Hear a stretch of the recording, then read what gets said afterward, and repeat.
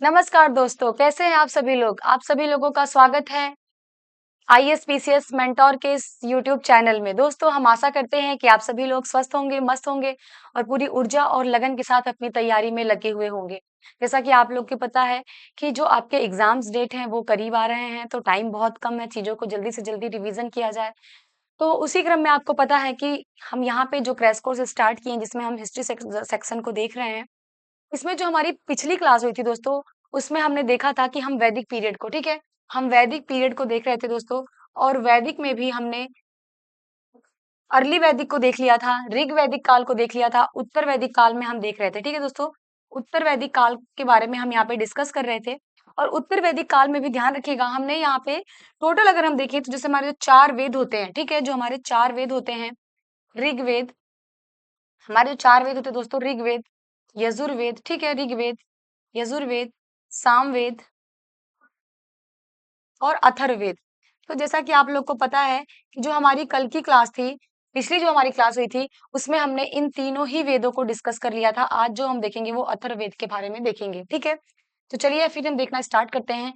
दोस्तों ये जो आपकी क्लास है, ये फुल्ली फोकस्ड है आपके प्रीलिम्स के लिए, ठीक है? इसमें उन सारे फैक्ट्स को इंक्लूड किया गया है जो आपके कहीं भी एग्जाम्स में पूछे गए हैं। इन सभी को देखते हुए ये जो है वीडियो बनाया जा रहा है, तो प्लीज आप फैक्ट्स से बोर मत होइएगा। उसको 2-3 बार अगर आप देखेंगे तो चीजें आपको तैयार हो जाएंगी, क्योंकि आप देखेंगे क्वेश्चंस जो है वो इसी से हैं, इसके बाहर आपके क्वेश्चंस शायद ही जाएं, ठीक है? चलिए हम लोग देखते हैं। देखिए अथर्ववेद के बारे में हमको देखना है कि यहाँ पे कह रहा है कि अथर्ववेद, देखिए जो अथर्ववेद है ये अंतिम वेद है और ये पूछ रहा है कि किस ऋषि के नाम पे इसका नाम अथर्ववेद पड़ा है। तो जैसा कि आप लोग को पता है कि अथर्वा ऋषि के नाम पे इस वेद को अथर्ववेद कहा जाता है, ठीक है? दूसरा है पॉइंट इसमें कि अथर्ववेद को किस एक अन्य नाम से जाना जाता है। ध्यान रखिएगा, अथर्ववेद को दोस्तों ब्रह्मवेद या इसको श्रेष्ठ वेद के नाम से जाना जाता है, ठीक है? देखिए यहाँ पे जो अथर्ववेद है, ये जो अथर्ववेद है, अथर्ववेद में इसका जो नाम पड़ा है वो हमने देखा अथर्वा ऋषि के नाम पे पड़ा है और इस अथर्ववेद में जो भी ऋचाएँ हैं, जो मंत्र हैं, उनका जो उच्चारण करने वाला जो पुरोहित है, उसको ब्रह्मा कहा गया है दोस्तों। क्या कहा गया है? ध्यान रखिएगा, उसको ब्रह्मा या प्रजापति कहा गया है, ठीक है? ये भी ध्यान रखिएगा, ब्रह्मा या प्रजापति कहा गया है, ठीक है? नेक्स्ट देखते हैं हम लोग अथर्ववेद में कुल कितने अध्याय हैं? कुल कितने अध्याय आपको अथर्ववेद में देखने के लिए मिलते हैं? दोस्तों टोटल जो है वो 20 अध्याय हमको अथर्ववेद में देखने के लिए मिलते हैं, ठीक है? ये ध्यान रखिएगा, टोटल दोस्तों हमको जो है वो 20 अध्याय जो है वो अथर्ववेद में देखने के लिए मिलते हैं। अथर्ववेद में सूक्तों एवं मंत्रों की कुल कितनी संख्या है? तो ये ज्यादा इंपॉर्टेंट नहीं है, लेकिन देख लीजिए टोटल जो है 731 सूक्त मिलते हैं और 5,967 मंत्र मिलते हैं। लेकिन यहाँ पे देखिए ये इंपॉर्टेंट है, इसको ध्यान रखिएगा, ये दोनों ही पॉइंट, ठीक है? नेक्स्ट इसमें अथर्ववेद के कुल मंत्रों में से कितने मंत्रों की संख्या ऋग्वेद से संबंधित है, ठीक है? अथर्ववेद में कितने ऐसे मंत्र हैं जो कि ऋग्वेद से संबंधित हैं? तो दोस्तों ध्यान रखिएगा, ये 1200 मंत्र ऐसे हैं, ठीक है? जो कि ऋग्वेद के हैं और अथर्ववेद में वो आए हुए हैं। नेक्स्ट पॉइंट है इसमें कि अथर्ववेद की कितनी शाखाएं हैं?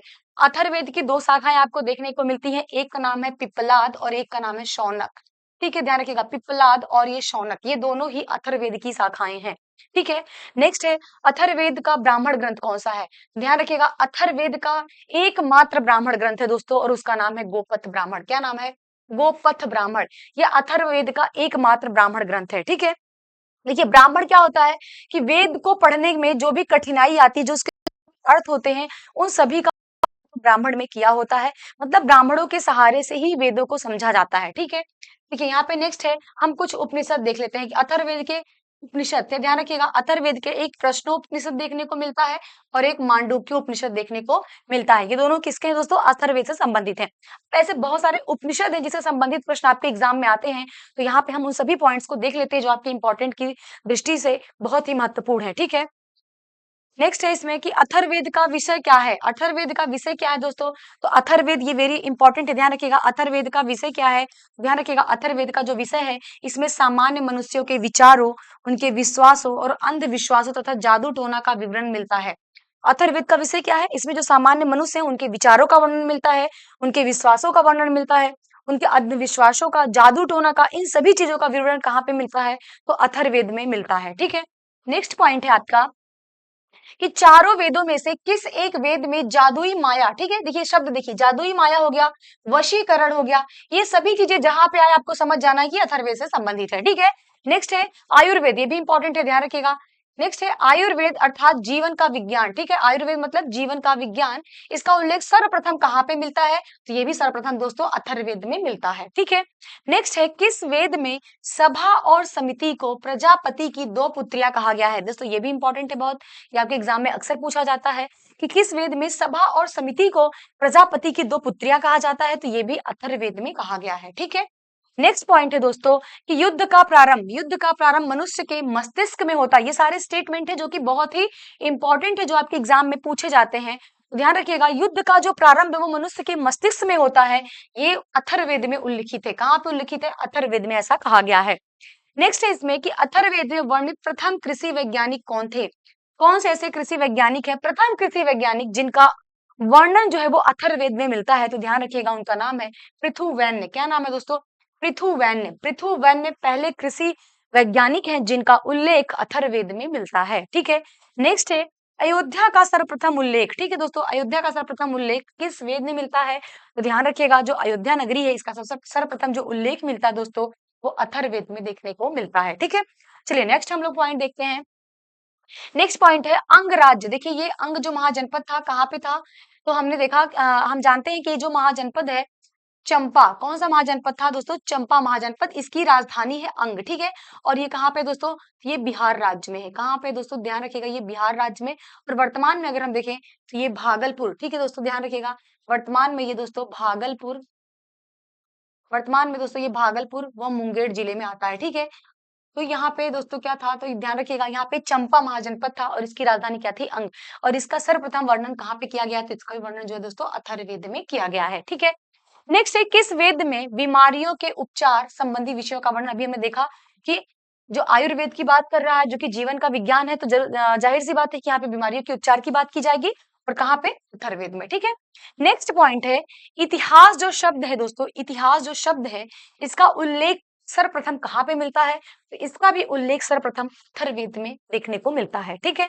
नेक्स्ट पॉइंट है देखिए यहाँ पे कि वैदिक काल में सर्वप्रथम गोत्र शब्द का प्रयोग कुल के अर्थों में प्रयोग किस वेद में किया गया है, देखिए अभी हमने क्या देखा कि ये जो गोत्र है इस गोत्र का जो हमने ऋग्वेद में उल्लेख देखा था दोस्तों, ठीक है, हमने ऋग्वेद में देखा था कि इसका जो उल्लेख आया था वो ऐसा जगह था जहां पे समूचे कुल का गोधन पाला जाता हो, ठीक है, ध्यान रखिएगा, जहां पे समूचे कुल का गोधन पालते थे, गोधन मतलब जो गाय पाली जाती थी उसी को गोत्र कहा जाता था, लेकिन जैसे उत्तर वैदिक काल आता आता है इसका मतलब बदल जाता है, और अथर्ववेद में तो इसका जो गोत्र का मतलब है के रूप में होने लगा, मतलब आप पैदा हुए हैं, ठीक है, तो इसका जो सही जवाब हो जाएगा वो अथर्ववेद में हो जाएगा, यहाँ पे पूरा मतलब ही बदल गया।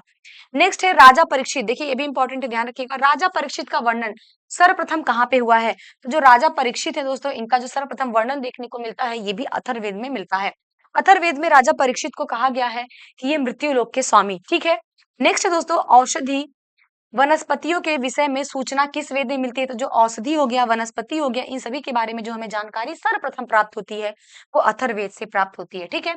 चलिए नेक्स्ट पॉइंट देखते हैं, नेक्स्ट पॉइंट क्या है कि अब हम देख लेते हैं कि ब्राह्मण ग्रंथों को, ठीक है, जैसे हमने आपको बताया कि ब्राह्मण ग्रंथ क्या करते हैं, वेदों को समझने में सहायक है, ठीक है, समझने के लिए इनकी रचना किया गया है। तो ब्राह्मण ग्रंथ मुख्यतः किसके भाग भाग होते हैं, तो सभी को पता है दोस्तों ये जो ब्राह्मण ग्रंथ होते हैं ये वेदों के भाग होते हैं, ठीक है, किसके भाग होते हैं, वेदों के भाग होते हैं। ब्राह्मण ग्रंथ जो है दोस्तों, ब्राह्मण ग्रंथ किस शैली में इनकी रचना किया गया है, तो ध्यान रखिएगा जो ब्राह्मण ग्रंथों की जो शैली है दोस्तों, किस शैली में किया गया है, तो गद्य शैली में इनकी रचना किया गया है, किस शैली में, तो गद्य शैली में इनकी रचना किया गया है। नेक्स्ट है दोस्तों कि ब्राह्मण ग्रंथ के विषय क्या है, ब्राह्मण ग्रंथ का विषय मूलतः क्या होता है, तो ध्यान रखिएगा इसका विषय क्या है, यज्ञ जो कराने वाले निर्देशन होते हैं, इसमें कर्मकांड एवं अनुष्ठानों का विशद वर्णन होता है, मतलब कि जो वेद है, वेद का मतलब ही क्या है, जैसे ज्ञान प्राप्ति करना, यज्ञ वगैरह करना, ये सारी चीजें कंप्लीट करना, तो यहाँ पे उन सभी चीजों के लिए निर्देशन दिया होता है ब्राह्मण ग्रंथों में, ठीक है।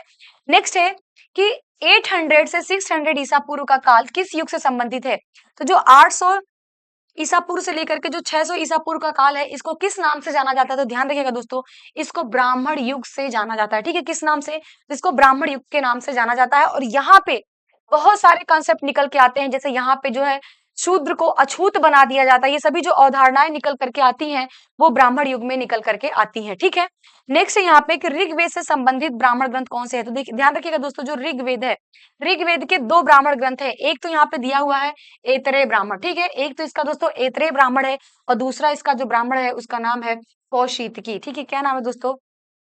कौशितकी।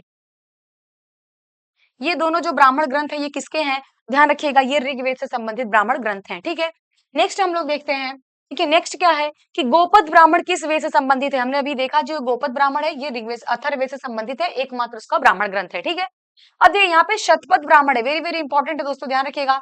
ये जो शतपथ ब्राह्मण है इसमें उल्लेख है किसका? राजा विदेह माधव की कथा का। ठीक है, इसमें जो राजा विदेह माधव है, जो आर्यों का पूर्व की तरफ जो प्रसार हुआ है, इसकी कथा इसमें देखने को मिलती है। तो शतपथ ब्राह्मण में राजा विदेह माधव से संबंधित इनके ऋषि कौन थे? किस ऋषि से इनका संवाद किया गया था? इनके ऋषि कौन थे? ध्यान रखिएगा, ऋषि गौतम राहुगढ़। इनका क्या नाम था? ऋषि गौतम राहुगढ़। ठीक है, और ये कथा कहाँ पे वर्णित है? तो ध्यान रखिएगा, ये शतपथ ब्राह्मण में वर्णित है ये कथा। नेक्स्ट है राजत्व के दैवी उत्पत्ति का सिद्धांत। जो राजा का दैवी उत्पत्ति का सिद्धांत है ये हमें सर्वप्रथम कहाँ पे देखने को मिलता है? तो ये ऐतरेय ब्राह्मण में देखने को मिलता है। और ऐतरेय ब्राह्मण किससे संबंधित है? अभी हमने इसमें डिस्कस किया, ध्यान रखिएगा, ये दोस्तों ऋग्वेद से संबंधित ब्राह्मण है। ठीक है, किससे? ऋग्वेद से संबंधित ब्राह्मण ग्रंथ है। नेक्स्ट है कि राजा के लिए इकराट, जो इकराट शब्द राजा के लिए प्रयोग किया गया, ये सर्वप्रथम किस ब्राह्मण ग्रंथ में किया गया था दोस्तों? तो ये भी ऋग्वेद का ही ब्राह्मण है, ऐतरेय ब्राह्मण, इसी में सर्वप्रथम किया गया था। ठीक है, नेक्स्ट है देखिए यहाँ पे कि पुनर्जन्म। ठीक है, पुनर्जन्म के सिद्धांत का पहली बार उल्लेख किस ब्राह्मण ग्रंथ में देखने को मिलता है? तो ये जो पुनर्जन्म है इसका जो सर्वप्रथम उल्लेख हमें देखने को मिलता है ये शतपथ ब्राह्मण में देखने को मिलता है। अब आप सोच रहे होंगे कि शतपथ ब्राह्मण किस वेद से संबंधित है? तो ध्यान रखिएगा, ये यजुर्वेद से संबंधित है। ठीक है दोस्तों, ये यजुर्वेद से संबंधित ब्राह्मण ग्रंथ है शतपथ ब्राह्मण, जिसमें हमें पुनर्जन्म के सिद्धांत का पहली बार उल्लेख मिलता है। ठीक है, नेक्स्ट दोस्तों, किस ब्राह्मण ग्रंथ में पत्नी को, देखिए क्या कह रहा है, पत्नी को पति की अर्धांगिनी कहा गया है? ठीक है, देखिए ये इंपॉर्टेंट है, आपके एग्जाम में पूछा हुआ भी है, ये पुनर्जन्म वाला भी पूछा हुआ है और ये भी पूछा हुआ कि पत्नी को पति की अर्धांगिनी किस जो है ब्राह्मण में कहा गया है? दोस्तों ध्यान रखिएगा, ये शतपथ ब्राह्मण में कहा गया है। ठीक है, जो कि यजुर्वेद से संबंधित ब्राह्मण है, शतपथ ब्राह्मण। ठीक है, नेक्स्ट पॉइंट हम लोग इसमें देखते हैं कि कुरु और पांचाल, कुरु और पांचाल को वैदिक सभ्यता का सर्वश्रेष्ठ प्रतिनिधि किस ब्राह्मण ग्रंथ में बताया गया है? कि जो कुरु और पांचाल है ये वैदिक सभ्यता के सर्वश्रेष्ठ प्रतिनिधि हैं और ये भी दोस्तों जो कि पता है यजुर्वेद का ब्राह्मण ग्रंथ है शतपथ ब्राह्मण, इसी में कहा गया है। ठीक है, नेक्स्ट पॉइंट है इसमें कि 12 रत्नियों की सूची। देखिए जो रत्नी होते थे इनका काम क्या होता था? तो दोस्तों ये राजा का चुनाव करते थे। ठीक है, ये राजा का चुनाव करने वाली सभा में बैठते थे और उन्हीं में से जो है इन्हीं के मत के आधार पे ही राजा का चुनाव किया जाता था कि जो, और ये राजा के मोस्टली जो सगे संबंधी होते थे वो इसमें होते थे। ठीक है, तो कह रहा कि इनकी जो सूची है इस सूची का वर्णन किस ब्राह्मण ग्रंथ में किया गया है? तो ये भी दोस्तों शतपथ ब्राह्मण में किया गया है। ठीक है, नेक्स्ट है कि महाजल प्लावन। ठीक है, ये भी देखिए इंपॉर्टेंट है कि महाजल प्लावन की कथा जो है, ठीक है, महाजल प्लावन की जो कथा है जिसमें देवी मत्स्य द्वारा मनु की रक्षा करने का विवरण मिलता है, ये किस ब्राह्मण से संबंधित है? ध्यान रखिएगा, ये भी यजुर्वेद का ब्राह्मण ग्रंथ है, शतपथ ब्राह्मण, और इसी से संबंधित है। तो ये बहुत ही इंपॉर्टेंट है, सारी चीजें जितनी भी हम देख रहे हैं, चाहे स्त्री को पति की अर्धांगिनी कहा गया है या फिर वो महाजल प्लावन की कथा हो गया या 12 रत्नियों की सूची दिया गया है, ये सारी चीजें जो है शतपथ ब्राह्मण में संबंधित है और शतपथ ब्राह्मण से मोस्टली बहुत सारे प्रश्न आपके एग्जाम में आते हैं, तो इसको थोड़ा सा आप लोग अच्छे से देखिएगा। ठीक है, देखिए नेक्स्ट है इसमें कि विदेह माधव की जो कथा है जिसमें भी हमने देखा ना कि इनके पुरोहित का नाम पूछा था, क्या नाम था? गौतम राहुगढ़। ठीक है, इनके पुरोहित का क्या नाम था? गौतम राहुगढ़ था। तो उनके साथ पूर्व दिशा की ओर, मतलब अब जिनको प्रसार करना है वो पूर्व दिशा की ओर करना है, ये कथा कहाँ पे है दोस्तों? ये कथा भी शतपथ ब्राह्मण में वर्णित है। ठीक है, चलिए नेक्स्ट देखते हैं, समुद्र पर्यंत पृथ्वी के शासक को इकराट किस ब्राह्मण ग्रंथ में कहा गया है? तो समुद्र पर्यंत जो पृथ्वी के शासक को इकराट की संज्ञा दिया गया है ये दोस्तों ऐतरेय ब्राह्मण में दिया गया है, जो कि किससे संबंधित है? तो ये जो संबंधित है दोस्तों ध्यान रखिएगा, ये भी शतपथ ब्राह्मण से संबंधित है। ठीक है, चलिए नेक्स्ट हम लोग देखते हैं, नेक्स्ट जो है कि शतपथ ब्राह्मण में किस विषय के संदर्भ में विस्तार से वर्णन किया गया है? तो किस विषय के संदर्भ में शतपथ ब्राह्मण में विस्तार से वर्णन किया गया है? तो ध्यान रखिएगा, जो भी धार्मिक कर्मकांड है, ठीक है, जो भी धार्मिक कर्मकांडों की प्रधानता हमें देखने को मिलती है वो यजुर्वेद में मिलती है, और यजुर्वेद का ही ब्राह्मण ग्रंथ है शतपथ ब्राह्मण, और इसमें जो है धार्मिक कर्मकांडों का विशेष तरीके से वर्णन किया गया, पूरा विस्तार से उसका वर्णन किया गया है। नेक्स्ट पॉइंट है कि जो शतपथ ब्राह्मण है इसका संबंध किस वेद से है? तो अभी देखिए पता है, इस पे हम डिस्कस कर रहे हैं कि इसका जो संबंध है वो यजुर्वेद से है।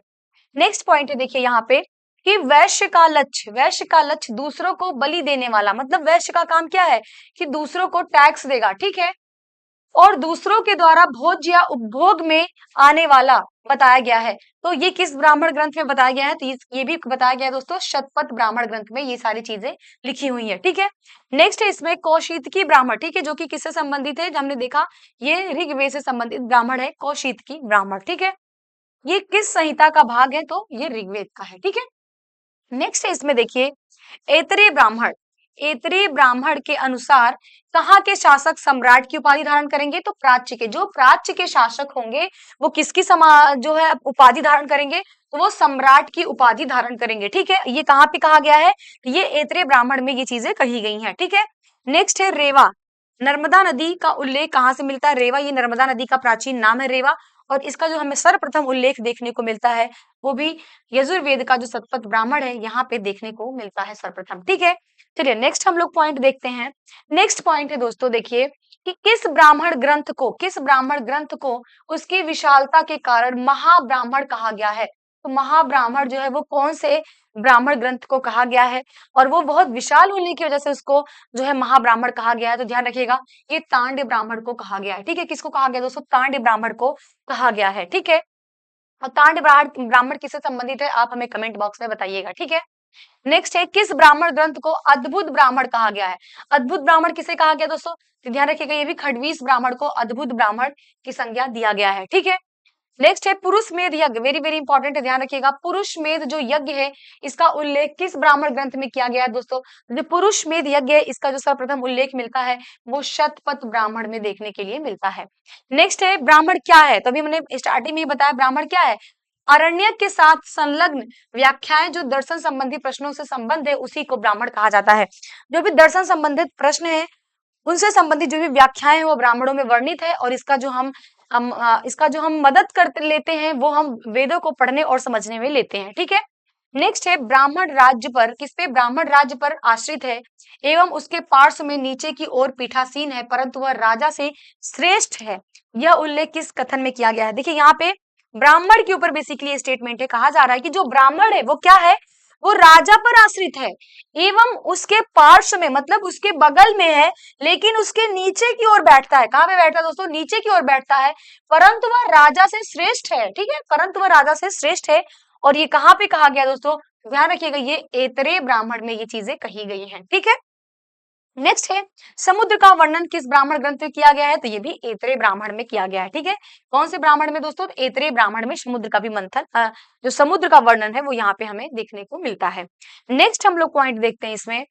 देखिए यहाँ पे शतपथ ब्राह्मण में उल्लिखित 12 रत्नी कौन कौन, वो जो हमने बताया था ना कि जो 12 लोग होंगे जो राजा का चुनाव करेंगे, वो 12 रत्नी में कौन कौन होगा? तो सबसे पहले तो पुरोहित होगा, ठीक है दोस्तों, ध्यान रखिएगा। सबसे पहले कौन होगा? तो सबसे पहले पुरोहित होगा, और ये राजा का प्रमुख सलाहकार होगा, ठीक है। उसके बाद सेनानी होगा दोस्तों, और ये सेना का प्रमुख होगा। नेक्स्ट इसमें ग्रामणी होगा जो कि ग्राम का मुखिया होगा, और फोर्थ जो होगा वो महिषी होगा, जो मुख्य रानी या पटरानी का जो हेड होगा उसको महिषी कहा जाएगा। सूत, रथ सेना का नायक जो होगा सूत, वो इसमें शामिल होगा। संग्रहिता जो होगा दोस्तों कोषाध्यक्ष, संग्रहित करना, चीजों को इकट्ठा करना, कोषाध्यक्ष ये इसमें शामिल होगा। भागदुख जो कर संग्रह करता है, अर्थ मंत्री जो रहेगा वो इसमें शामिल हो। एक तो कोषाध्यक्ष है उसका अध्यक्ष, और एक जो उसका मंत्री जो चीजों को कलेक्ट करता है। तो ये सभी 12 रत्नी में शामिल होंगे। इसके अलावा अच्छा बाप इसमें शामिल होगा, ठीक है। अच्छा बाप क्या करेगा? पासे के खेल में राजा का सहयोगी एवं आय व्यय का गणनाध्यक्ष कौन करेगा? अच्छा बाप करेगा, ठीक है। पालागल क्या करेगा? तो ये विदूषक। और छता क्या करेगा दोस्तों? तो ये प्रतिहारी और दौवारी जो है वो छता होगा। और गोवी कर्तन होगा वो जंगल विभाग का प्रधान और गवाध्यक्ष होगा, ठीक है। और लास्ट में इसमें जो होगा वो युवराज, जो कि इनके सगे संबंधी, ये राजकुमार। ये सारे लोग मिलके क्या करते हैं, राजा का चुनाव करते हैं, जिसको 12 रत्नियों की सूची दिया हो, जो कि आपके एग्जाम में कहीं पूछा नहीं जाता है। एक आध चीजें कहीं देख पूछ ली जाती है, तो आप इसको देख लीजिएगा। ये 12 रत्नी है, बेसिकली 12 रत्नी का पूछा जाएगा कहाँ पे वर्णन मिलता है और उनका काम क्या है, तो राजा का चुनाव करना। ठीक है, चलिए नेक्स्ट हम लोग देखते हैं पॉइंट। नेक्स्ट पॉइंट है उपनिषदों के बारे में। ठीक है, जैसा आप सभी लोग को पता है कि उपनिषद का क्या मतलब होता है। तो देखिए उपनिषद का यहाँ पे देखिए पहला ही पूछा कि उपनिषद का शाब्दिक अर्थ क्या होता है। तो उपनिषद का शाब्दिक अर्थ होता है समीप बैठना।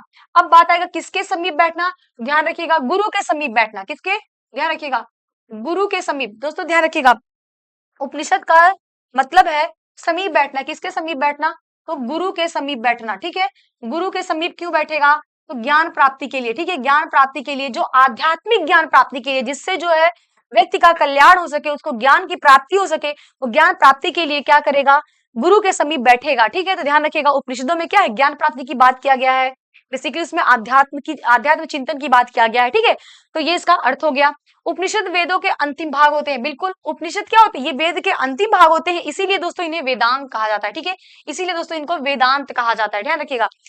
नेक्स्ट इसमें उपनिषदों का विषय वस्तु क्या होता है। उपनिषदों का जो विषय वस्तु है दोस्तों क्या होता है, तो सत्य की खोज करना। इनका विषय वस्तु क्या होता है, सत्य की खोज करना, ज्ञान प्राप्ति करना। सत्य की खोज या ज्ञान की प्राप्ति इनका जो है उद्देश्य होता है। ठीक है, इसीलिए क्या करते हैं, गुरु के समीप बैठते हैं और चीजों को सीखते हैं। नेक्स्ट है उपनिषद दर्शन का प्रमुख संबंध क्या है। तो उपनिषद दर्शन का जो प्रमुख संबंध है दोस्तों, वो ब्रह्म ज्ञान से है। ठीक है, ब्रह्म ज्ञान से है, कि आपको ब्रह्म ज्ञान की प्राप्ति हो सके, क्योंकि जितने ये कर्मकांड वगैरह होते हैं, यज्ञ वगैरह होती हैं, इन सभी चीजों की आलोचना उपनिषदों में किया गया है। और उपनिषदों का मानना होता है कि जो ज्ञान की प्राप्ति हो रही है, सॉरी, ये जो जीवन है, इस जीवन का जो मूल लक्ष्य है या जो हमें मोक्ष की प्राप्ति होगी, वो हमें ज्ञान से होगी। इसलिए ये ज्ञान को ही जो है जीवन का आधार मानते हैं। और ज्ञान भी कैसा, वो ब्रह्म ज्ञान। ठीक है, तो इसलिए से ध्यान रखिएगा कि उपनिषदों का प्रमुख संबंध किससे है, तो ब्रह्म ज्ञान से है। ठीक है, उपनिषदों की संख्या कितनी है, तो सभी लोगों को पता है दोस्तों कि 108 जो है उपनिषदों की संख्या है।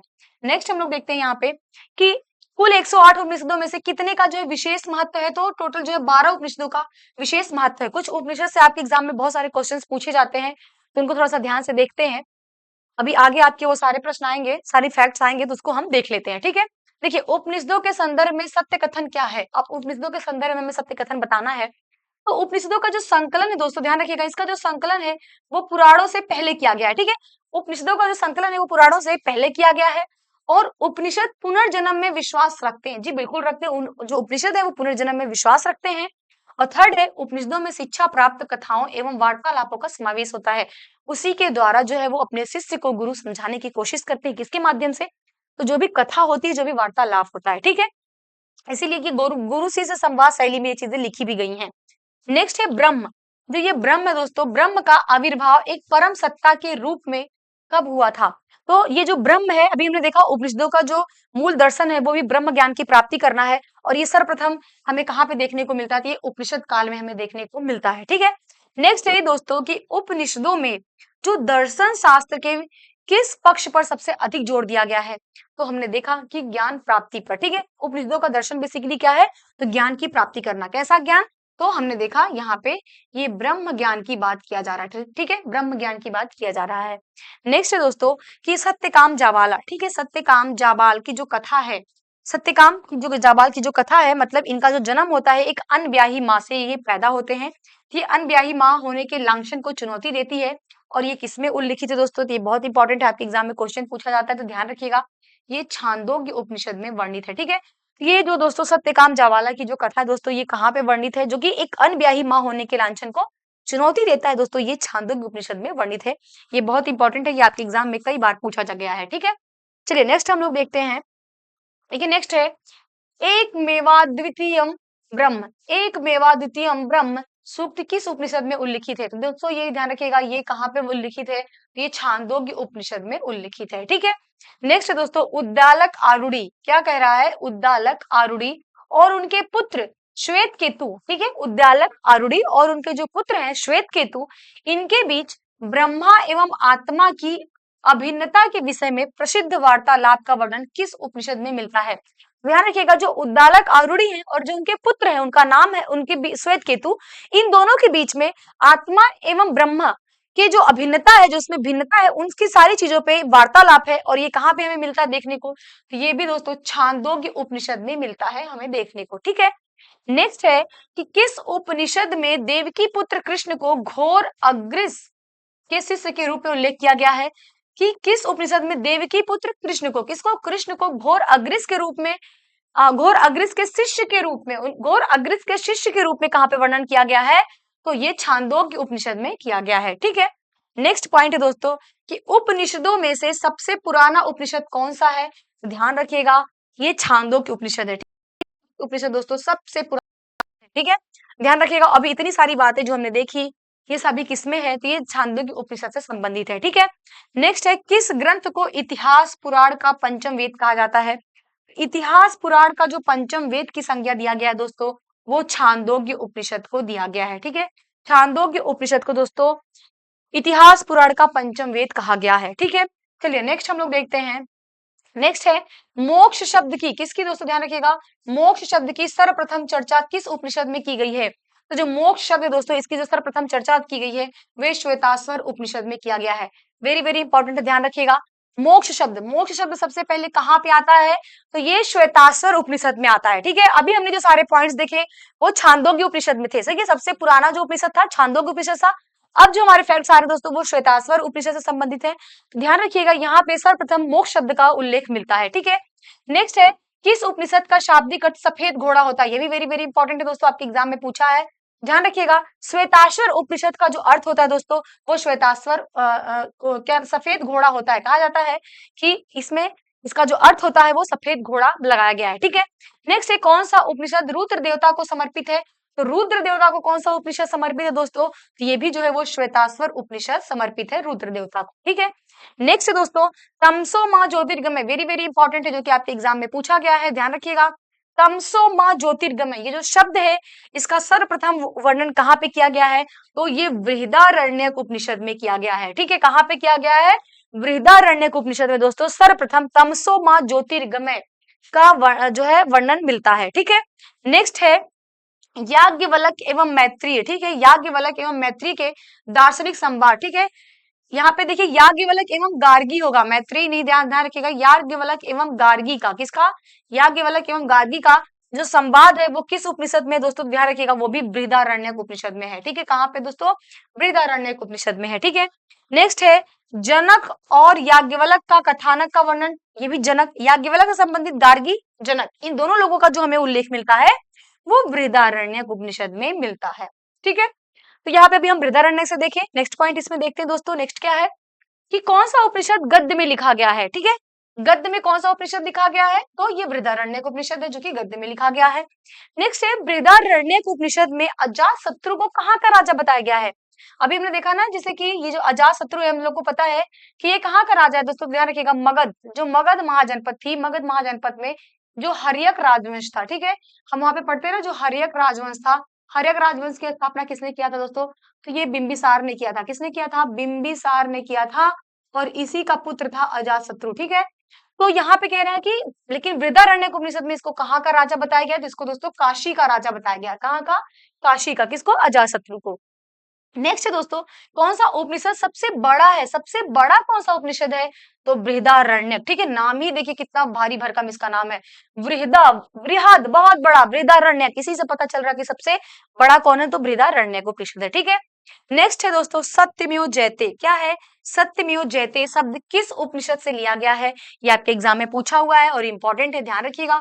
तो सत्यमेव जो जयते है दोस्तों, सत्य की ही विजय होती है, ये मुंडको उपनिषद से लिया गया है। ठीक है, देखिए नेक्स्ट है इसमें किस उपनिषद में यज्ञ की तुलना टूटी फूटी नौका से किया गया है? वेरी वेरी इंपॉर्टेंट है, ये आपके एग्जाम में बहुत बार पूछा है कि किस उपनिषद में जो यज्ञ है उसकी तुलना किससे किया गया है? टूटी फूटी नौका से। ठीक है, मतलब यज्ञ क्या है? एक ऐसी नौका है जिसपे टूटी फूटी नौका है, मतलब आप उस पे बैठ करके कभी आप पार नहीं पा सकते, मतलब आपको सत्य का ज्ञान नहीं मिल सकता।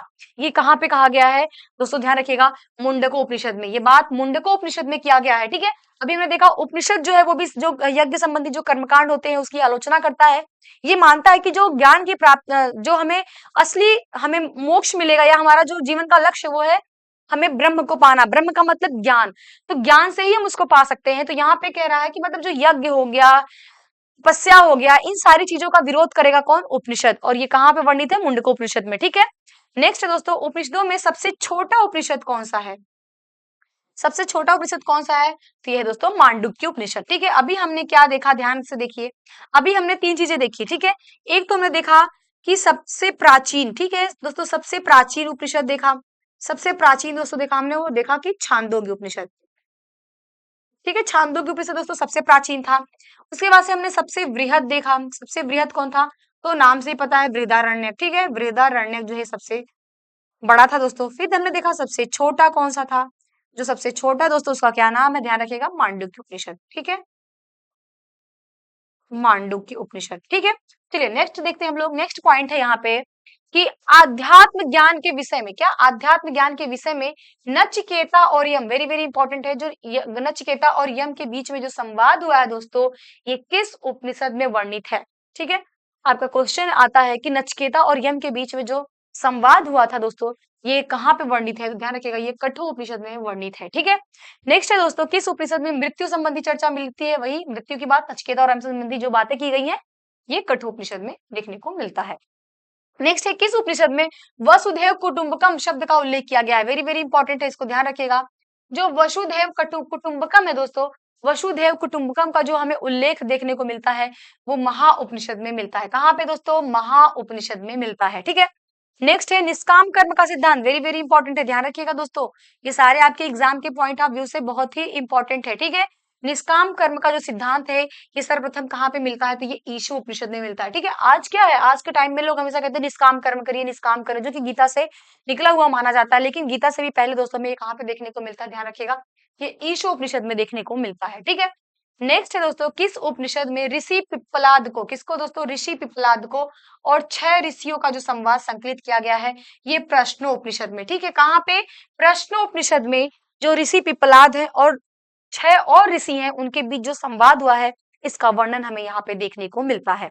नेक्स्ट है दोस्तों, इसमें देखिए कि उपनिषदों के समय वह विदुषी महिला, ठीक है, कौन सी विदुषी महिला के बारे में बात कर रहा है? जो दार्शनिकों की सभा में उच्च ज्ञान पर संभाषण करती है। अभी हमने देखा ये कहाँ पे था? बृहदारण्यक में था। ठीक है, गार्गी और याज्ञवल्क्य की चर्चा मिलती है, और ये किस उपनिषद में है दोस्तों? ध्यान रखिएगा, ये बृहदारण्यक उपनिषद में किया गया है। ठीक है, नेक्स्ट दोस्तों, बृहदारण्यक उपनिषद में सेम चीज है, जनक की सभा में, कहाँ की सभा में? जनक की सभा में, जो याज्ञवल्क्य और गार्गी के बीच संवाद होता है। ठीक है, नेक्स्ट है दोस्तों, उपनिषद युग का राजा अश्वपति कहाँ का शासक था? तो जो उपनिषद युग का राजा माना जाता है अश्वपति, ये कहाँ का शासक है दोस्तों? तो ध्यान रखिएगा, ये कैकेयी का शासक है। ठीक है, कहाँ का? कैकेयी का शासक है। नेक्स्ट है अद्वैत दर्शन का प्रतिपादन, जो अद्वैत दर्शन है, अद्वैत दर्शन का जो प्रतिपादन है दोस्तों, इसका सर्वप्रथम हमें उल्लेख कहाँ पे मिलता है? तो ये उपनिषदों से ही मिलता है। ठीक है, अद्वैत मतलब कहीं भी दो चीज नहीं है, द्वैत नहीं है। ठीक है, एक ही चीज है, मतलब मैं ही ब्रह्म हूँ, अहम ब्रह्मास्मि, ये अद्वैतवाद से ही निकला हुआ सिद्धांत है, और इस सर्वप्रथम हमको उपनिषद में देखने को मिलता है। ठीक है, चलिए नेक्स्ट देखते हैं कि उपनिषद काल के वे राजा जो ब्रह्म ज्ञान आध्यात्म चिंतन से जुड़े थे, तो कौन कौन जुड़ा था दोस्तों? ध्यान रखिएगा, विदेह के जो राजा जनक हैं, ये किससे जुड़े थे दोस्तों? ब्रह्म ज्ञान। ठीक है, ब्रह्म ज्ञान से संबंधित थे। ब्रह्म ज्ञान मतलब कि स्वयं की खोज करना, ठीक है, आत्मज्ञान की खोज करना। तो ये इनके कौन कौन संबंधित था? तो यहाँ पे विदेह के राजा जनक थे, कैकेयी के राजा अश्वपति थे, और काशी के राजा अजातशत्रु थे। इन तीनों को कहा गया है उपनिषद में कि ये तीनों ही जो दोस्तों थे, वो ब्रह्म ज्ञान से संबंधित थे। मतलब एक राजा होते हुए भी, इतना सारा वैभव होते हुए भी, इनका जो जीवन का लक्ष्य था, वो ब्रह्म ज्ञान आध्यात्मिक चिंतन में ही लगे हुए थे ये लोग। ठीक है, चलिए नेक्स्ट हम लोग पॉइंट देखते हैं यहाँ पे। नेक्स्ट पॉइंट है दोस्तों, उपनिषदों के विषय में सत्य कथन क्या है? ठीक है, देखिए कौन कौन सा कथन सत्य है। हाँ, ऊपर देखिए, एक तो यहाँ पे पांचाल के प्रवार जावाली, ये भी दोस्तों जो है वो ब्रह्म ज्ञान से संबंधित थे। अब यहाँ पे हम लोग देखते हैं उपनिषदों से संबंध में सही कथन क्या है।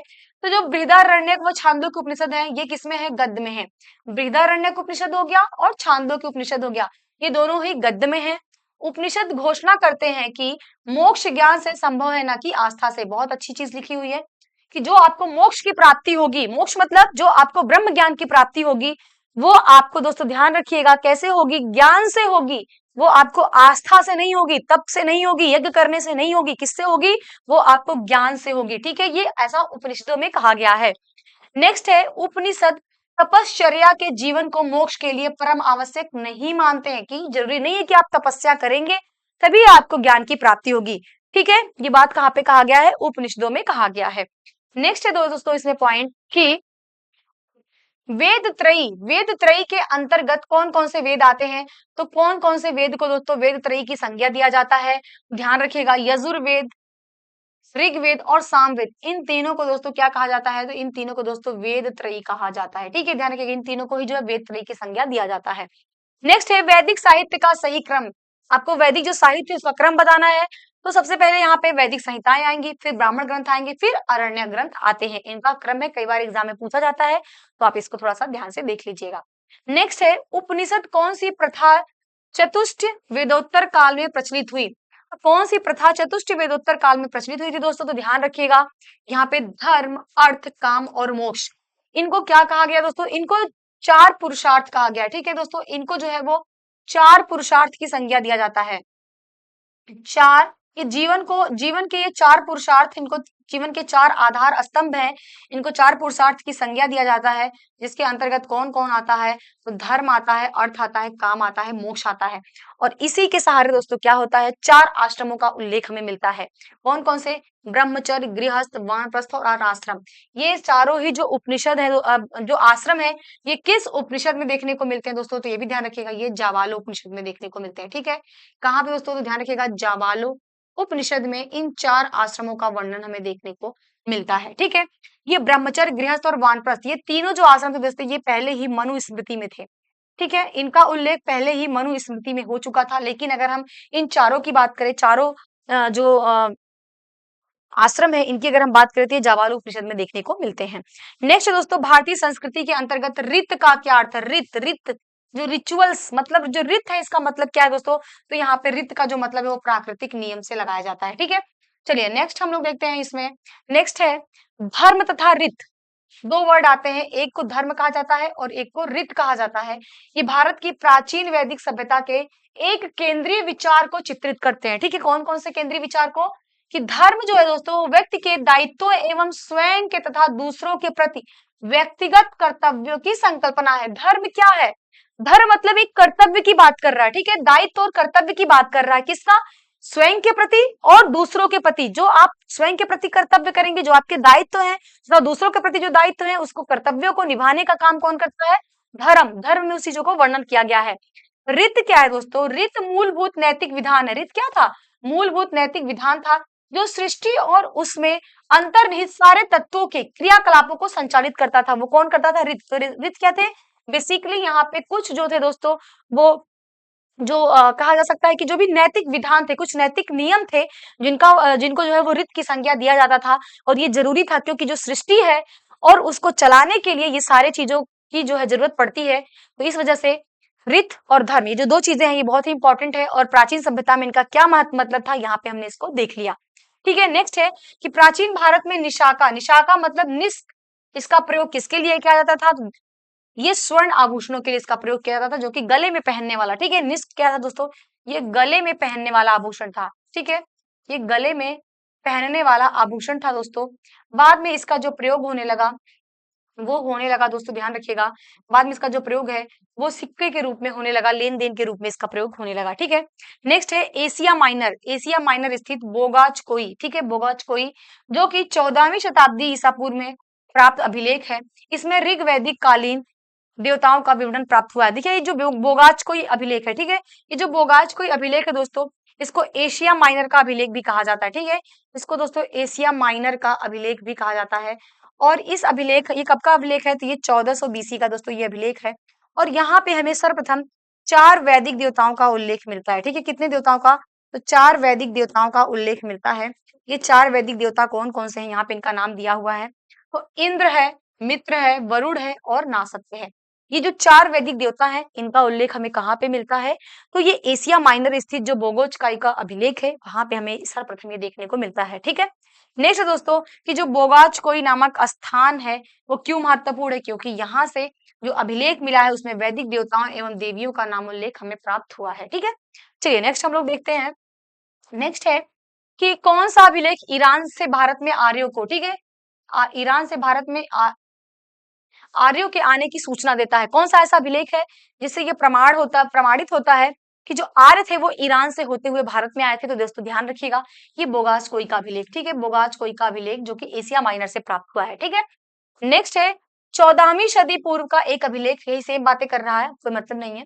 नेक्स्ट है अभिलेखों का कालक्रम बताना है, ठीक है। तो सबसे पहले कौन सा अभिलेख है? तो बोगास-कोई का अभिलेख है, फिर डेरियस का बेहिस्तूना है, बेहिस्तून का अभिलेख है, फिर डेरियस का पारसी पोलिस अभिलेख है, फिर डेरियस का ही जो है वो नक्शे रुस्तम अभिलेख है, ठीक है। ध्यान रखिएगा, पहला तो बोगाज को हो गया और ये तीनों जो है वो डेरियस के ही है।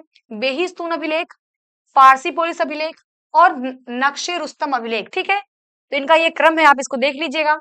नेक्स्ट है हिंदू पौराणिक कथा के अनुसार समुद्र मंथन जो हुआ था, इसमें एक सर्प का प्रयोग किया गया था और वो सर्प का जो प्रयोग किया गया था वो एक रस्सी के रूप में किया गया था।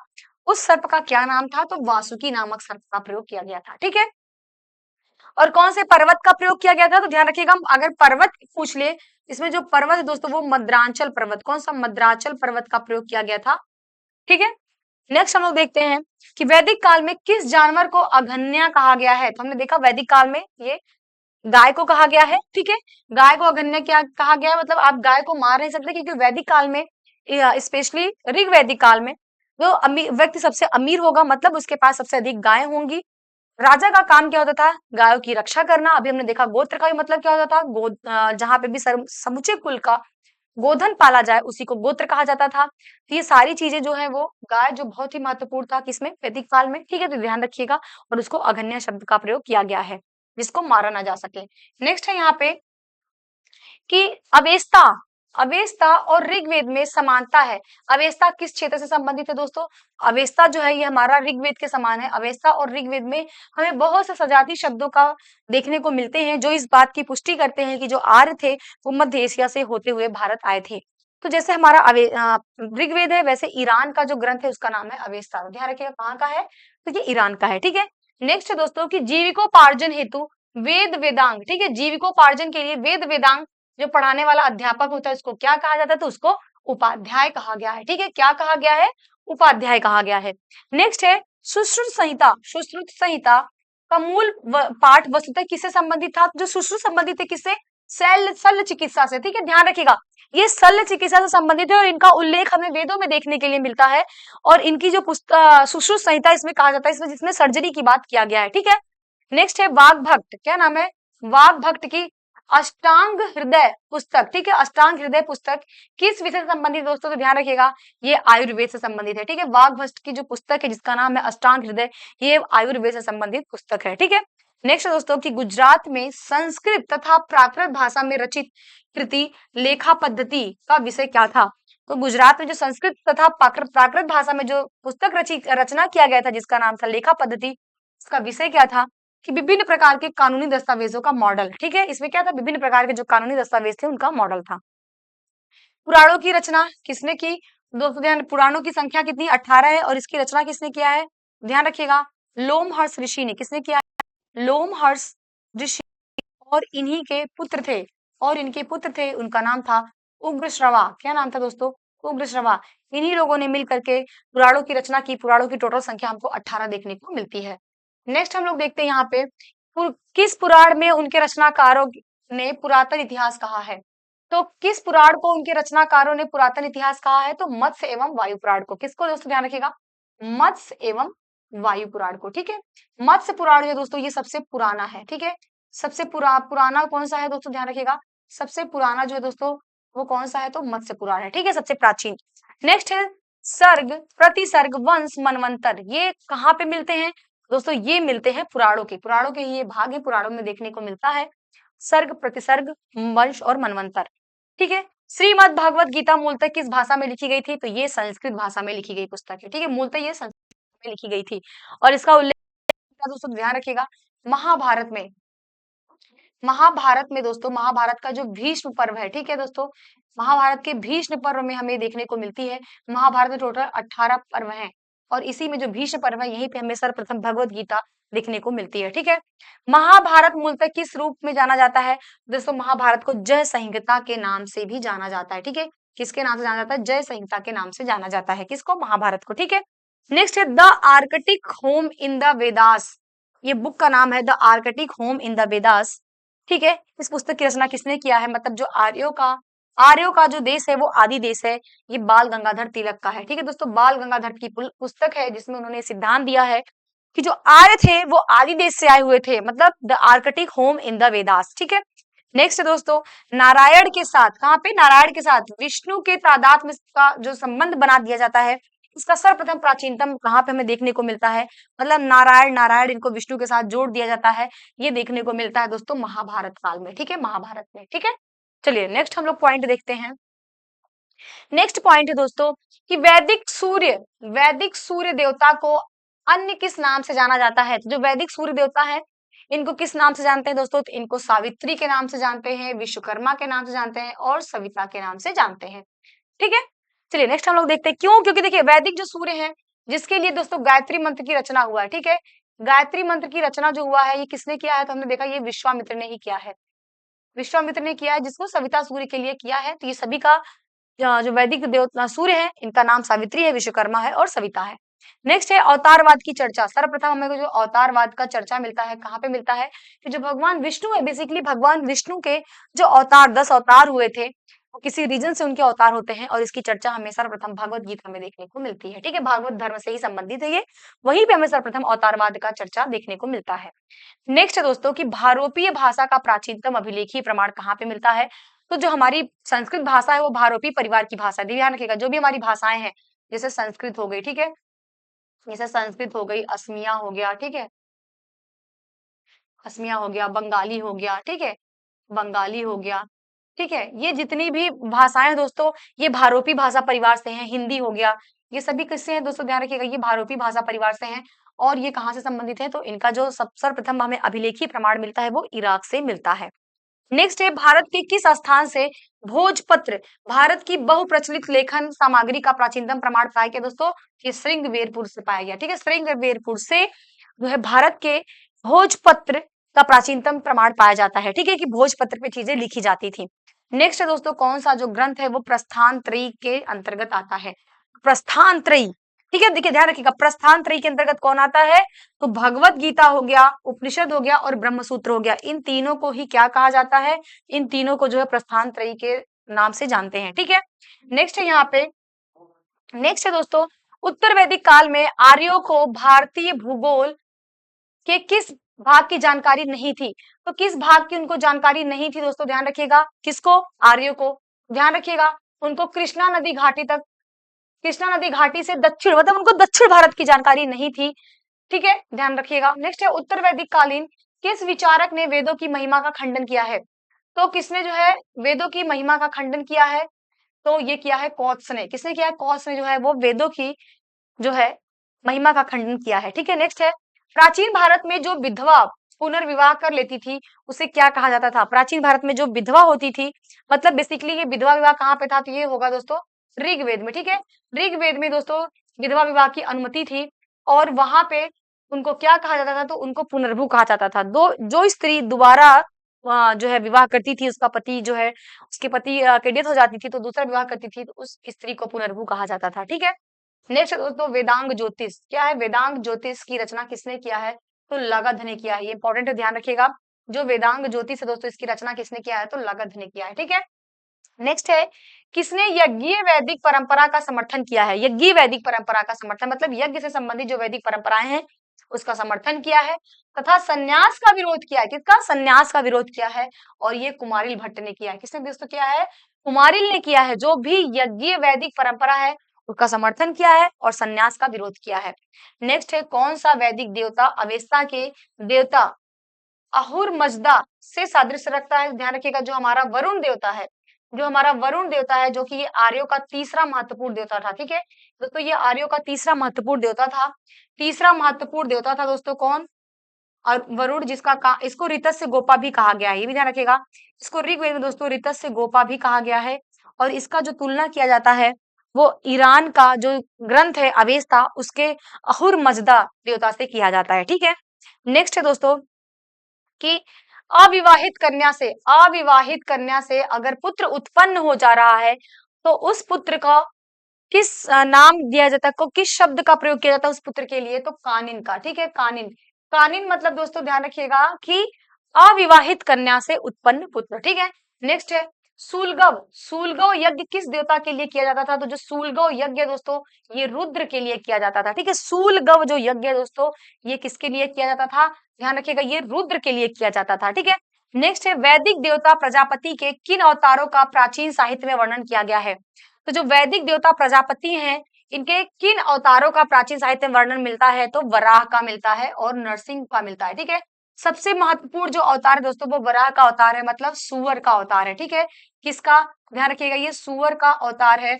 और इसमें क्या है, सुअर का जो अवतार है, वराह अवतार धारण करके पृथ्वी को ये बचाते हैं, ठीक है। पृथ्वी को डूबने से बचाते हैं, ठीक है। पृथ्वी को बचाने के लिए भगवान विष्णु ने जो है वो वराह का अवतार लिया था, ठीक है। और ये सबसे प्रसिद्ध अवतार है। नेक्स्ट है उत्तर वैदिक काल में पालागल से क्या तात्पर्य है? पालागल से क्या तात्पर्य है? तो संदेश वाहक को क्या कहा जाता था? पालागल कहा जाता था। ये इंपॉर्टेंट है, ध्यान रखिएगा। संदेश वाहक के लिए जो है पालागल नामक शब्द का प्रयोग किया गया है उत्तर वैदिक काल में। नेक्स्ट है कौन सा एक वैदिक अनुष्ठान उन लोगों को जो ब्राह्मण वर्ग के बाहर थे, इसमें प्रविष्ट करने के लिए किया जाता था? तो ये दोस्तों ध्यान रखिएगा, व्रात्य व्रातस्य स्तोम, ठीक है। व्रातत्य स्तोम, ठीक है। व्रातस्त्य स्तोम जो है दोस्तों, इसका प्रयोग करके जो ब्राह्मण वर्ग से बाहर जो भी व्यक्ति है, उसको वापस ब्राह्मण धर्म में प्रविष्ट करने के लिए इसका जो है प्रयोग किया जाता था, ठीक है।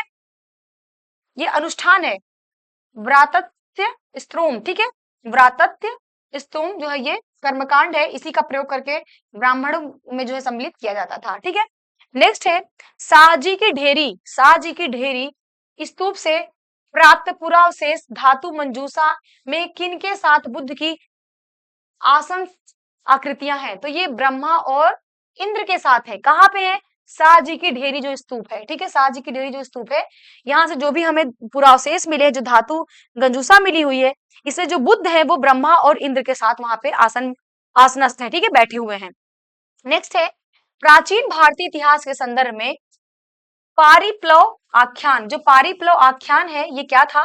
ये बलियों के संदर्भ में दिए जाने वाले आख्यान कथाओं के स्वर पाठ को कहा जाता था। जब बलि दी जाती थी उस समय जो आख्यान दिया जाता था, उस समय जो स्वर पाठ जो किया जाता था, उसी को पारिप्लव आख्यान कहा जाता था, ठीक है। नेक्स्ट है दोस्तों कि ज्योतिष वेदांग, ठीक है। ज्योतिष वेदांग तथा सूर्य प्रज्ञाप्ति जैसे ग्रंथ किस श्रेणी में रखे जाते हैं? ये ज्योतिष श्रेणी में रखे जाते हैं, ठीक है।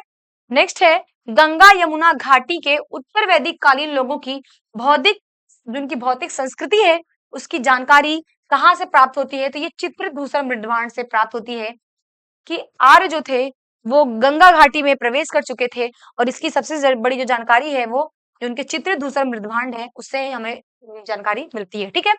नेक्स्ट है दोस्तों यहाँ पे कि मेगास्थनीज द्वारा, ठीक है, किसके द्वारा? मेगास्थनीज के द्वारा डायोनेसियस एवं हेराक्लीस के रूप में वर्णित भारतीय देवताओं की पहचान किससे किया गया है? तो जो मेगास्थनीज के द्वारा जो डायनोसियस और हेराक्लीस के रूप में जो वर्णन किया गया भारतीय देवताओं का, वो शिव एवं कृष्ण से किया गया है।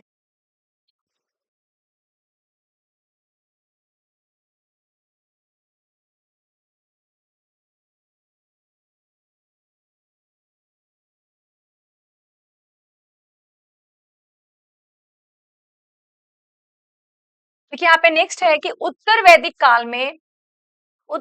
काल में महत्व प्राप्त किए प्रजापति देवता में कौन से पूर्ववर्ती देवता समाहित हो गए? जो उत्तर वैदिक काल में जो प्रजापति देवता थे, इसके अंतर्गत क्या हो गया? विश्वकर्मा और हिरण्यगण, इन दोनों को इसमें जो है समाहित कर दिया गया, ठीक है। नेक्स्ट है सूर्य ने यम से कहा। सूर्य ने यम से कहा, यम ने हरि से कहा। यम ने हरि से कहा, इस कथन का उल्लेख किस ग्रंथ में मिलता है? ये विष्णु पुराण में मिलता है, ठीक है। विष्णु पुराण में क्या मिलता है? सूर्य ने यम से कहा, यम ने हरि से कहा, ठीक है। नेक्स्ट है कौन एक भागवत धर्म का सबसे महत्वपूर्ण लक्षण माना जाता है?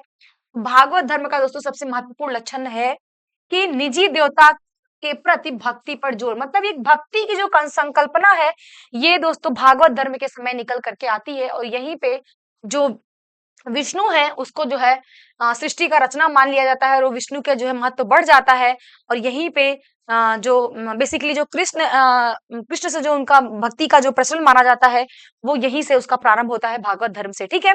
नेक्स्ट है किस धर्म में यक्ष एवं यक्षिणियों की पूजा में विश्वास किया जाता है? जो यक्ष और यक्षिणी की पूजा का जो विश्वास मिलता है, वो दोस्तों ध्यान रखिएगा, ब्राह्मण धर्म में मिलता है, ठीक है, बौद्ध धर्म में मिलता है और जैन धर्म में। इन तीनों ही धर्मों में हमें देखने को मिलता है यक्ष और यक्षिणी की पूजा, ठीक है। नेक्स्ट है दोस्तों कि प्राचीन भारतीय धर्म ग्रंथों में किसके साथ कृष्ण का विरोध मिलता है? तो इंद्र का, ठीक है, इंद्र के साथ जो है वो कृष्ण का विरोध देखने को मिलता है। नेक्स्ट है वैदिक ग्रंथों में ऊसर भूमि का व्यंजक शब्द क्या है? तो ऊसर भूमि को क्या कहा जाता है? तो खील कहा जाता है, ठीक है, ऊसर भूमि को खील कहा जाता है। नेक्स्ट है दोस्तों चित्र धूसर पात्र संस्कृति से उत्तर वैदिक कालीन ग्रंथों में प्रतिबिंबित जीवन की पहचान करने के कौन से कारण हैं? तो दोस्तों ध्यान रखिएगा, दोनों की भौतिक और संस्कृति में क्या मिलती है? समानता मिलती है, इसी से इनकी पहचान किया जाता है, ठीक है। नेक्स्ट है वैदिक देवता वरुण के बारे में कथन सत्य कथन बताना। तभी हमने देखा वरुण जो कि ईरान के अहुर मजदा से इनकी तुलना किया जाता है। ये नैतिक व्यवस्था के संरक्षक हैं और ये पापियों को दंड देते हैं, इसीलिए दोस्तों इनको ऋतस्य गोपा कहा गया है, ठीक है, क्या कहा गया है? इनको ऋतस्य गोपा की संज्ञा दिया जाता है, ठीक है। चलिए नेक्स्ट हम लोग देखते हैं कि वैदिक देवताओं का मंत्रों में से अलग कोई अस्तित्व नहीं है, यह मत किस दर्शन में व्यक्त है? तो ये मीमांसा दर्शन में देखने को मिलता है, ठीक है। चलिए नेक्स्ट देखते हैं वैदिक कालीन मूंजवंत, जो मूंजवंत है ये किस देवता का निवास स्थान माना जाता है? ध्यान रखिएगा, ये दोस्तों सोम देवता का निवास स्थान माना जाता है मूंजवंत पर्वत, ठीक है। और यहीं से जो सोम नामक एक पौधा है जो मिलता है, जिससे पेय पदार्थ है, जो कि जो उस समय जो देवतागण थे वो उसका पान करते थे, ठीक है। कहाँ पे मिलता था? तो ये मूंजवंत जो कि हिमालय के पर्वत के पास, ठीक है। नेक्स्ट है वैदिक आर्य और हड़प्पा संस्कृति के लोग एक ही थे, इस सिद्धांत का प्रतिपादन कौन किया था? बीबीलाल। बीबीलाल कहते हैं कि जो आर्य थे वो और कोई नहीं था बल्कि वो हड़प्पा संस्कृति के ही लोग थे जो आर्य थे, ठीक है। नेक्स्ट है विष्णु का तमिल में क्या नाम था? तो विष्णु को दोस्तों तमिल में तिरुमल कहा गया है, ठीक है, विष्णु को तमिल में तिरुमल कहा गया है। नेक्स्ट है जाति प्रथा सर्वप्रथम कब से जटिल होती हुई दिखाई देती है? तो ये बताने की जरूरत नहीं है, सभी लोग को पता है, जैसे ही वैदिक युग प्रारंभ होता है तो जाति प्रथा जो है वो जटिल हो जाती है। नेक्स्ट है मैक्स मूलर नामक विद्वान किसके लिए प्रसिद्ध था? तो दोस्तों ये वेदों के अध्ययन के लिए प्रसिद्ध था, ठीक है। मैक्स मूलर जो कि जर्मनी का विद्वान था और यही मानता है, इसने जो फाइनली मत दिया कि जो आर्य थे वो मध्य एशिया से आए हुए थे और इसने क्या किया था? वेदों का अध्ययन किया था, इसको वेदों में इंटरेस्ट था, ठीक है। नेक्स्ट दोस्तों की वैदिक युग में मना मतलब मन का प्रयोग किसके लिए किया जाता है? तो वजन के लिए, वजन के लिए मना, मन मन जो कहते हैं ना, आज भी इसका प्रयोग होता है, कितने मन कोई चीज है, गांव वाले देखिए आज भी मन का जो है प्रयोग करते हैं, ठीक है। चलिए नेक्स्ट देखते हैं हम लोग। नेक्स्ट है किस कारण से गढ़संग क्षेत्रों को वैदिकोत्तर काल में मलेच्छ देश के रूप में इंगित किया गया है? तो ये तो वैदिक कर्मकांडों से विमुखता के कारण जो है जो गढ़संग क्षेत्र है उनको जो है मलेच्छ देश के रूप में वर्णित किया गया है, ठीक है। नेक्स्ट है दोस्तों की जो वर्ण शंकर है, ठीक है, ये वर्ण शंकर की जो संकल्पना है ये सबसे पहले कब दिखाई देती थी? धर्म सूत्रों में दिखाई देती है। कहाँ पे? धर्म सूत्रों में, ठीक है। और धर्म सूत्रों में ही सर्वप्रथम हमको शूद्र जो है वो अछूत के रूप में भी दिखाई देते हैं, ठीक है। नेक्स्ट दोस्तों की भारतीय जाति व्यवस्था अपने श्रेष्ठ यानी क्लासिकल स्वरूप में मानी जाती है कब? तो ये कार्य एवं विभाजन से, ठीक है। नेक्स्ट है कि जो पूर्व वैदिक काल से उत्तर वैदिक काल के जो राजत्व गठन है इसमें मुख्य रूप से क्या परिवर्तन हुआ? तो राज्य के संगठन का आधार कुल न रह करके भूमि विस्तार हो गया, ठीक है। पहले जो कुल होता था वो भूमि विस्तार जो है वो राजत्व गठन का आधार हो गया। नेक्स्ट है दोस्तों वैदिक धर्म एवं संस्कृति का प्रमाण चिन्ह कहाँ था? तो यज्ञ था, यज्ञ जो था वही वैदिक धर्म और संस्कृति का प्रमाण पत्र था। संहिता क्या है? संहिता क्या है दोस्तों? ध्यान रखिएगा, श्लोकों का संग्रह, जो श्लोकों का संग्रह है उसी को संहिता कहा गया है, ठीक है। नेक्स्ट हम लोग देखते हैं कि किस विद्वान ने हिस्ट्री ऑफ धर्मशास्त्र की रचना किया है? तो पीवी काणे जो इतिहासकार हैं इन्होंने हिस्ट्री ऑफ धर्मशास्त्र की रचना किया है। ब्राह्मण पिता तथा वैश्य माता से उत्पन्न पुत्र को किस रूप में वर्गीकृत किया गया? तो उसको अम्बस्ट कहा गया है कि पिता अगर आपका ब्राह्मण हो, ठीक है, पिता आपका ब्राह्मण हो और आपकी माता जो है वो वैश्य जाति की हो, उसे जो उत्पन्न पुत्र होगा उसको अम्बस्ट कहा जाएगा, ठीक है। क्या कहा जाएगा दोस्तों? उसको अम्बस्ट कहा जाएगा, उसको अम्बस्ट कहा जाएगा, ठीक है। देखिए एक समय पर वैदिक सभ्यता में राजा को गोपति कहते थे, जिसका क्या अर्थ होता था? मवेशियों का स्वामी। अभी मैंने बताया कि बेसिकली ऋग्वेद में हमें देखने को मिलता है, वहां पे दोस्तों ध्यान रखिएगा हम राजा को क्या कहते हैं? गोपति कहते हैं। गोपति मतलब जो हमारी जो गौ है, जो हमारी मवेशी है, उसकी जो रक्षा कर सके, ठीक है। नेक्स्ट है वेद उपनिषद पुराण किस भाषा में लिखे गए हैं? ये तो कॉमन सी चीज है, सभी को पता है कि ये संस्कृत भाषा में लिखे गए हैं। और लिपि क्या है? तो ये ब्राह्मी लिपि में लिखे गए हैं। अगर इनकी लिपि पूछे दोस्तों तो ये ब्राह्मी लिपि में लिखे गए हैं, ठीक है। नेक्स्ट इसमें वैदिक भजनों या मंत्रों के संग्रह को क्या कहा जाता है? तो इसको जो है वो संहिता कहा जाता है, ठीक है। महानदी का पौराणिक नाम नीलोत्पला, जो नीलोत्पला है इसका उल्लेख वायु पुराण में किया गया। वेरी वेरी इंपॉर्टेंट है, आपके एग्जाम में पूछा है। ये गहा नदी नहीं है दोस्तों, ध्यान रखिएगा, ये महानदी है, ठीक है, महानदी है। तो महानदी का जो पौराणिक उल्लेख हमें मिलता है नीलोत्पला नाम से मिलता है, और ये वायु पुराण में उल्लेखित है, ठीक है। नेक्स्ट है दोस्तों यहाँ पे कि एकलव्य किस गुरु का स्वघोषित शिष्य था, तो ये द्रोणाचार्य का था, ठीक है। एकलव्य जो था किसका शिष्य था, तो ये द्रोणाचार्य का था। नेक्स्ट है भारत के किस स्थल की जो खुदाई है वो लौह धातु प्राचीनतम प्रमाण वहां से मिले हैं, तरंजी खेड़ा से मिले हैं लौह धातु के प्राचीनतम प्रमाण, ठीक है। नेक्स्ट है किस ऋषि के बारे में कहा जाता है कि उन्होंने दक्षिण भारत का आर्थिकरण किया, ठीक है। आर्थिकरण नहीं होगा दोस्तों, ये आर्यकरण होगा, क्योंकि हमने देखा अभी आर्य जो है वो उनका जो विस्तार है वो दक्षिण भारत में नहीं हुआ है, लेकिन दक्षिण भारत में जो आर्यों का विस्तार माना जाता है वो अगस्त ऋषि ने किया। तो इसका जो सही जवाब होगा वो अगस्त ऋषि होगा, कि अगस्त ऋषि ने ये क्या किया था, आर्यों का जो है वो उन्होंने आर्यकरण किया था, ठीक है। नेक्स्ट है किस काल में अछूत की अवधारणा स्पष्ट रूप से उद्धृत हुई, तो ये धर्मशास्त्रों के समय में, ठीक है। धर्मशास्त्रों के समय में ही अछूत की संकल्पना निकल करके आती। जो शूद्र था वो अभी तक अछूत नहीं था, लेकिन उसको जो है धर्मशास्त्रों के समय में उसको अछूत बना दिया जाता है, ठीक है। नेक्स्ट है कौन सा वाद्य यंत्र सबसे प्राचीन माना जाता है, तो वीणा, वीणा जो है वो सबसे प्राचीनतम जो है वाद्य यंत्र माना जाता है। नेक्स्ट है यहाँ पे कि कौन सी जनजाति ऋग्वैदिक आर्यों के पंचजन में नहीं थी, ठीक है। देखिए जो पंचजन थे इससे 5 जनजातियां थी, लेकिन इसमें कीकट संबंधित नहीं था, ठीक है। कीकट इससे संबंधित नहीं था। इसमें 5 जातियां थी, अनु था, ठीक है, अनु था, द्रुह्यु था, ठीक है, यदु था, पुरु था, और एक और था भी मुझे याद नहीं आ रहा है, ठीक है। इसमें 5 जो है पंचजन थे, जिनको जो है 5 जन कहा जाता था, परंतु इसमें कीकट शामिल नहीं था, ठीक है। नेक्स्ट है किसे भारत का प्रथम विधि निर्माता माना जाता है, तो सभी को पता होगा कि मनु को माना जाता है, ठीक है। नेक्स्ट इसमें कि ऋग्वेद के प्राचीनतम भाष्यकार कौन थे, तो ये स्कंद स्वामी थे। स्कंद स्वामी दोस्तों ध्यान रखिएगा, ये ऋग्वेद के प्राचीनतम भाष्यकार थे। नेक्स्ट है गौतम एवं बौधायन के अनुसार वैदिकोत्तर काल में वर्णित ब्याज दर क्या थी, तो ये 15%, 15% जो है वो लिया जाता था। और उत्तर वैदिक कालीन जो पांचाल राज्य था, इसका प्रसिद्ध दार्शनिक नरेश कौन था, कहाँ का, पांचाल राज्य का, ठीक है। वहां का जो दार्शनिक नरेश था उसका नाम था प्रवाहट जाबाली। क्या नाम था दोस्तों, प्रवाहट जाबाली, ठीक है। नेक्स्ट है नियोग प्रथा, वेरी वेरी इंपॉर्टेंट है, आपके एग्जाम में पूछा जाता है। नियोग प्रथा को किस धर्म सूत्रकार के सूत्रकार ने इसको अनुचित बताया है, ये बौधायन, बौधायन ने इसको अनुचित बताया है।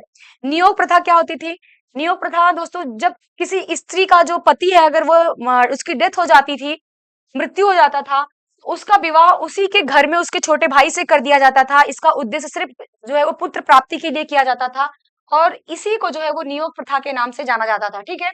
तो ये था अथर्ववेद से संबंधित जितने भी महत्वपूर्ण पॉइंट्स थे जो आपके एग्जाम में पूछे जाते थे, उनको हमने कवर कर लिया। अब जो हमारी नेक्स्ट क्लास होगी उसमें हम वैदिक काल से संबंधित जितने भी प्रीवियस ईयर के जो प्रश्न आपके एग्जाम में पूछे गए हैं उस पर हम डिटेल डिस्कस करेंगे। आप सभी लोगों का मेरे साथ बने रहने के लिए, देखने के लिए बहुत बहुत धन्यवाद। मिलते हैं नेक्स्ट क्लास में।